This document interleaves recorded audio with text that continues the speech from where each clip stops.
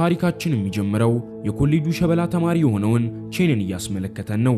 ቼን እንደሚታየው መልከ መልካም ብቻ ሳይሆን የኮሌጁ ሰቃይና ተስፈኛ የኢንጂነሪንግ ተማሪም ነበር። እሱም አዘውትሮ በሚጠቀማት ትንሽዬ እስኩተር ወደ ኮሌጁ ያቀና ጀመር። በዛም ኪምና ያንቴ ከሚባሉ በሰሯቸው ሮቦቶች እየተጫወቱ ካሉ ጓደኞቹ ጋር ይገናኛል። በሌላ በኩል ከዛሬ 4 ዓመት በፊት በደረሰባት የመኪና አደጋ በዊልቼር ላይ የምትንቀሳቀሰውን ሃይጂንን እንመለከታለን።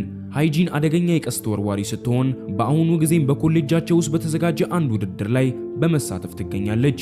በዛም በአስገራሚ ጥበቧ ኢላማዎቿን መታጥላ የውድድሩ አሸናፊ ብትሆንም ተቀናቃኝ ተወዳዳሪዎቹ ግን አካል ጉዳተኛ በመሆኗ እያሾፉባት የውድድሩ ሽልማት የሆነውን ትልቅ አሻንጉሊት አንሰጥሽም ይሏታል።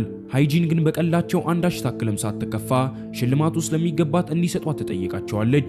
መልሰው ለመስጠትም ቢያመነቱ ሃይጂን በጉልበት ለመውሰድ አሻንጉሊቱን መጎተት ትጀምራለች።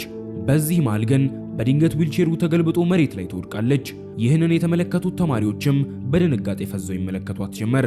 በሌላ በኩል እነ ቼን የሚሰሯቸውን ሮቦቶች አስቀምጠው ምሳ ሊበሉ ሲወጡ እንመለከታለን። በዚሁ ጊዜም ሃይጂን ከወደቀችበት አሻንጉሊቷን አንስታ እየበረረች ከቦታው ልትሄድ ብትሞክርም በድንገት ግን የዊልቼሯ ጎማ ፈንድቶ የነ ቼን ጋራጅ ፊት ለፊት ትወድቃለች።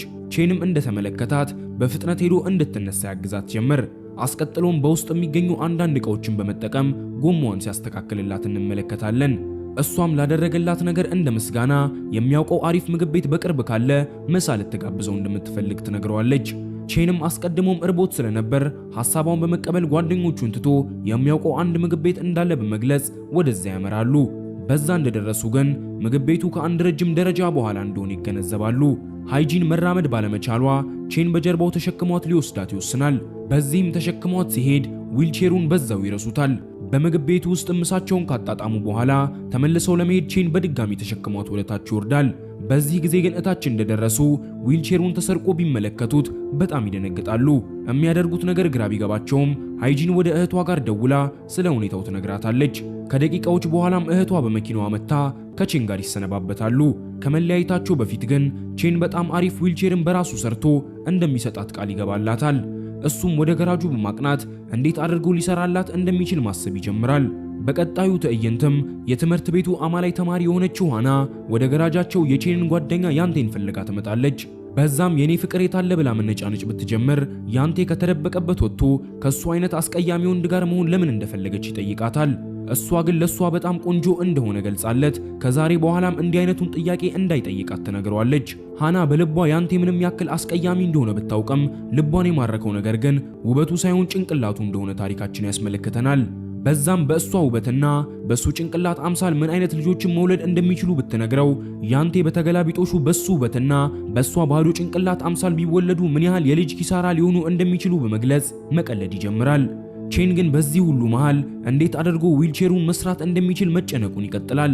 ይህንን የተመለከተው ኪም የተባለው ጓደኛውም ወደሱ መጥቶ ኢንጂነሮች መሆናቸውን ካስታወሰው በኋላ አይደለም ዊልቼር ለመስራት ከባድ የሆኑትን ሮቦቶችን እንኳን እንደሰሩ ያስመለክተዋል። ይህንን የሰማው ቼንም ተስፋ ሰንቆ የሃይጂንን አሻንጉሊት ይዞ ወደ ቤቱ በመሄድ የራሱን የዊልቼር ዲዛይን ማውጣት ይጀምራል። ቀናት በቀናት ላይ ተደረበውም የሃይጂን አባት ልጁ በአንድ አሮጌ ዊልቼር ላይ ሆና ለመንቀሳቀስ ስትቸገር ቢመለከታት በጣም መበሳጨት ይጀምራል። እሱም አስቀጥሎ ለዚህ ሁሉ ነገር ተጠያቂው ቼን እንደሆነ በማሰብ ለፖሊሶች አሳውቆ እንደሚያስይዘው ቢናገር ሃይጂን ሕፃን ልጅ እንዳልሆነችና በሷ ጉዳይም ጣልቃ እንዳይገባ ተነግረዋለች። በቀጣዩ ቀንም ኢንጂነራችን ዊልቼሩን ሰርቶ ጨርሶ ሃይጂንን በትምህርት ቤት ውስጥ ይፈልጋት ጀመር። በስተመጨረሻም በልምምድ ስፍራዋ ቢያገኛት የሰራላትን ዊልቼር ከና አሻንጉሊቷ ይሰጣታል። በነገሩ የተገረመችው ሃይጂንም ካመሰገነችው በኋላ ልትሞክረው በላዩ ላይ ትወጣለች። በዛም ቼን ምሽት ላይ ስትሄድ እንዲታያት የገጠመላትን መብራት ብትመለከት በቼን ብሩህ አስተሳሰብ ትማረክ ጀመር። ልክ በዛ ጊዜም አሰልጣኟ ወደሷ መጥቶ የኢንተርናሽናል ውድድሯ በመድረሱ ወሬዋን ትታ ወደ ልምምዷ እንድትገባ በቁጣ ይነግራታል። ቼንም በሩቁ ተቀምጦ እየተመለከታት ባለበት አሰልጣኟ ወደሱ መጥቶ የሚቆጣት ትልቅ አቅም እንዳላት ስለሚያምን እንደሆነ ይነግረዋል። በዛኑ ቀንም ምሽት ላይ ቼንና ጓደኞቹ ሃይጂንን ወደ ገራጃቸው ጠርተዋት አዲሱን ዊልቼሯን አስመልክቶ መጠጣት ይጀምራሉ። ቼንም እስከዛሬ ጠጥቶ ባለማወቁ ላለመጠጣት ቢያመነታም ሃይጂን ግን ከጠጣ ጓደኛማቾች እንደሚሆኑ ብትነግረው ቼን አንስቶ በአናቱ ይለው ጀመር። በሚያስገርም ሁኔታም አራት እንደጠጣ ቼን ጥምብዝ ብሎ ሰክሮ ራሱን መቆጣጠር ያቅተዋል። ወደ ቤት ሲመለሱም ቼን በአግባቡ መራመድ ስላቃተው ሃይጂን ደግፈው ለመሄድ ትወስናለች። በቤታቸው በር ላይ እንደደረሱም ልጃቸው አይደለም ጠጥቶ ለመስከር ከገራጁ ወጥቶ ሰውን እንኳን ለማናገር እንደማይፈልግ የሚያውቁት ቤተሰቦቹ በክስተቱ ይገረሙ ጀመር። ሃይጂንም የተከፉ መስሏት ስለነበር መጠጥ እንዲጠጣ ስላደረገችው ይቅርታ ብትጠይቃቸውም ቤተሰቦቹ ግን ምንም ችግር እንደሌለው በመግለጽ ለእራት ወደ ውስጥ ይጋብዟታል። በዛም ከእናቱ ጋር አንድ ሁለት ተባብለው እያወሩ ባሉበት አባቷ በጣም መምሸቱን ተከትሎ ደውሎ በአስቸኳይ ወደ ቤቷ እንድትመጣ ይነግራታል። በቀጣዩ ቀንም ኪም ጄኒ ከተባለች ጓደኛው ጋር በመሆን የሰራውን ሮቦት እሷን እያቀፈበት መሞከር ይጀምራል። በዛም ለጄኒ የፍቅር ስሜት የነበረው ኪም በተመስጦ ድብና አድርጎ ቢያቅፋት ጄኒ እየጮች ታቃስት ጀመር። ቪዲዮውን እዚህ ድረስ ከተመለከታችሁት ተመችቷችኋል ማለት ነው። ቪዲዮውን ላይክ ቻናሉን ደግሞ ሰብስክራይብ ማድረግ አይረሳ እንላለን። ወደ ታሪካችን በዚሁ ጊዜም የትናንትና የስካር ድካሙ እስካሁን ያለቀቀው ቼን ወደ እነሱ መጥቶ በመጠጣቱ ይንጫንጭ ጀመር። በመሃል ግን ያንቴ በሩን በርግዶት ገብቶ ከዛሬ 3 ወር በፊት በነበረ አንድ የመስክ ውድድር ላይ ተሸነፈው የተቀጡትን ቅጣት በፎቶአቸው ላይ እያሳያቸው ውድድሩ ለሁለተኛ ጊዜ ሊዘጋጅ እንደሆነና ያለፈውን ጊዜ ሽንፈታቸውን ለመበቀልም እንዲዘጋጁ ይነግራቸዋል። በሐሳቡ የተስማሙት ጓደኛማቾችም ሃይጂን በጣም ጎበዝ የቀስት ወርዋሪ መሆኗን ተከትሎ ለቡድናቸው እንደምትጠቅማቸው በመግለጽ እንድትቀላቀላቸው ይጠይቋታል። በቀጣዩ ትዕይንትም በውድድሩ ቦታ ተገኝተው ስለ ስትራቴጂያቸው መወያየት ይጀምራሉ። ምንም ያክል ግን ውይይትን ቢያደርጉም ወንዶቹ በየዙሩ ይሸነፉ ጀመር። ለእረፍት እንደወጡም ከቼንና ሃይጂን በስተቀር ሁሉም እርስ በእርስ መወቃቀስ ይጀምራሉ። በጣም መበሳጨታቸውን የተመለከተችው ሃይጂንም ቀሉስ ቀልድ ነው ብላ ዝታ ወደ ጦርነቱ ይመለሳሉ። በዛም እያንዳንዳቸውን በቀስቷ ድባቅ እየመታቻቸው ጉድ ትሰራቸው ጀመር። በስተመጨረሻም ሁሉንም ገላቸው በቀስታ በጦር ሜዳው ላይ እየሄዱ ባሉበት አንድ ተደብቆ የነበረ ጠላት ከምሽጉ ወጥቶ በያዘው አደገኛ ሽጉጥ እያተራመሰ ይገላቸዋል። ተደብቃ የነበረችው ሃይጂንም ቀስቷን በአንድ ዛፍ ላይ አልማ ከተኮሰች በኋላ ቀስቷ በዛፉ ምክንያት አቅጣጫዋ ተቀይሶ የጠላት አናት ላይ ይሰካል። በስተመጨረሻም እነቼን በማሸነፋቸው ጠላትን ያኔ እነሱ በተነሱት መልኩ ፎቶ አንስተዋቸው በሶሻል ሚዲያ ላይ መዘባበቻ ያደርጓቸዋል። ድላቸውን አስመልክቶም ጓደኛማቾቹ ወደ አንድ ነፋሻማ ቦታ በመሄድ አብረው ሊያሳልፉ ይወስናሉ። በዛም ሃይጂንና ቼን አንድ ላይ ጋደም ባሉበት ስለ ህይወታቸው ማውራት ይጀምራሉ።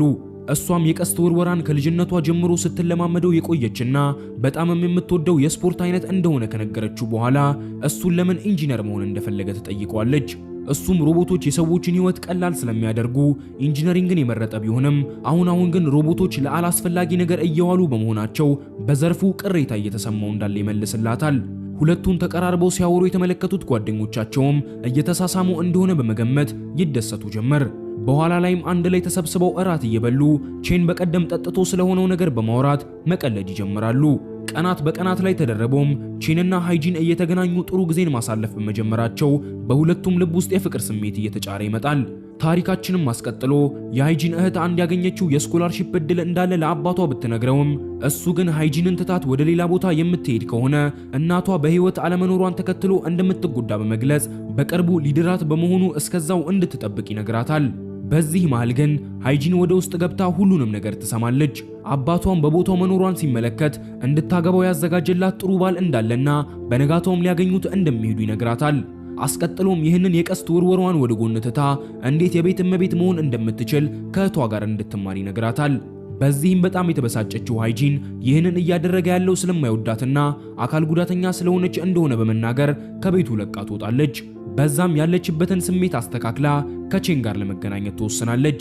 በገራጁ ውስጥም ከሮቦቶቹ ጋር እየተጫወተ ያለውን ቼንን ስታገኘው ፊቷ በፈገግታ እየተሞላ አንድ ሁለት እያሉ ማውራት ይጀምራሉ። በወሬያቸው መሃልም ሃይጂን በቅርቡ የሚጀምረውን ውድድሯን አስታውሳ በዛ እንዲታደም ተጋብዘዋለች። በነገሩ የተደሰተው ቼንም ሁለቴ ሳያስብ በሐሳቡ ይስማማል። በሌላ በኩል ያንቴና ሃና አደገኛ ፍቅር ውስጥ ወድቀው እንመለከታለን። በዛኑ ምሽትም እጅ ለእጅ ተያይዘው ወደ ቤት እየተመለሱ ባሉበት አንድ የሃና አፍቃሪ ወደ እነሱ መጥቶ እሱን የመሰለን ሸበላ ወንድ እምቢ ብላ እንዴት ከዚህ አይነቱ አስቀያሚ ጋር ለመሆን እንደመረጠች ይጠይቃታል። ሃናም በስተመጨረሻ ያንቴን ለውበቱ ሳይሆን ለጭንቅላቱ እንደወደደችው ትናገራለች። ይህንን የሰማው አፍቃሪዋም ይህ ጭንቅላት አደገኛ ቦክስንስ መቀበል ይችላል እንዴ በማለት ያንቴን ሊደበድበው ይሞክራል። በዚህም መሃል ሃና ገብታ ልታገላግላቸው ስትሞክር አፍቃሪዋ በጥፊ ብሏት መሬት ላይ ይጥላታል። ይህንን የተመለከተው ያንቴም በሃናማ ቀል የለም ብሎ አደገኛ ቡጢን ይሰጠዋል። በቦክሱ አፍቃሪዋን መሬት ላይ ቢዘረረውም እጁን ወለም ያለው ያንቴን ግን እሪ ብሎ መጮህ ይጀምራል። በአንድ ቀንም ቼን ወደ መሰልጠኛ ቦታቸው ሲሄዱ ከነበሩት ሃይጂንና ቡድኖቿ ጋር ይገናኛል። በዛም ባለበት ሹፌራቸው ታሞ አሰልጣኛቸው በጀርባው ተሸክሞት ወደ ትምህርት ቤቱ ሆስፒታል ይዞት ይሄዳል። መኪናውን ሊነዳ የሚችል ማንም ሰው በቦታው ላይ ባለመኖሩም ሃይጂን ቼንን እየነዳ እንዲያደርሳቸው ትጠይቀዋለች። ቼን ግን መኪና ለመንዳት ካለው ፍራቻ የተነሳ መንዳት እንደማይፈልግና በትምህርት ቤቱ ውስጥ ሊተባበራቸው የሚችል ሰው እንደሚፈልግ ይነግራቸዋል። በአስደሳች ሁኔታም አንድ መምህራቸው በሐሳቡ ተስማምቶ ይዟቸው ወደ መሰልጠኛ ቦታቸው ይሄዳል።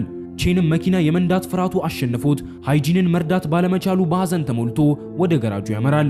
በዛም በሰራት አንዲት ትንሽዬ ሮቦት እንዴት አድርጎ ፍርሃቱን ማስወገድ እንዳለበት ሲለማመድ የተመለከቱት ጓደኞቹ የሀብታም ልጅ ለነበረችው ሃና ነገሩን ነግረዋት መኪናዋን ይዛ መታ ያለማመዱት ጀመር።